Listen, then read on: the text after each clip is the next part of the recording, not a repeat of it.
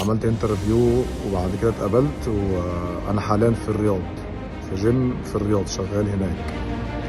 ده اللي حصل لما سألت كل الناس اللي خدت معايا كورسز قبل كده، سواء في التغذية الرياضية أو في التدريب، وسألتهم عن مستقبلهم عملتوا إيه في خلال السنين اللي فاتت دي بعد ما خدتوا معايا كورسز. بس ولا ان انا الحمد لله فاهم، يعني فاهم اناتومي، فاهم كنسيولوجي، فاهم بايوميكانكس. وبعد كده استقريت معاه الحمد لله. دلوقتي بقيت اسيستنت معاه في كل المحاضرات. في محاضرات بقف اتكلم مع الناس، بشرح لهم حاجه في، بقف اشرح لناس كتير جدا حاجات في الاناتومي في البايوميكانكس لما بيكونوا محتاجين انهم يشرح لهم حاجه، وحاجات في الكنسيولوجي. في بنات الحمد لله اتقبلت في جيمات قوية جدا وعملوا نتائج مع العملاء بتوعهم، وما شاء الله بقى ليهم اسم كويس. تفاصيل مرعبة فعلا، يعني التفاصيل دي تخليك فاهم حاجات ما شاء الله. لما تيجي تتكلم مع الكلاينت مثلا، لا لا، في حتة تانية خالص خالص خالص. ربنا يخليكي، ومبسوط قوي قوي قوي على كلامك ده والله العظيم، ومش متخيلة بسطني ازاي.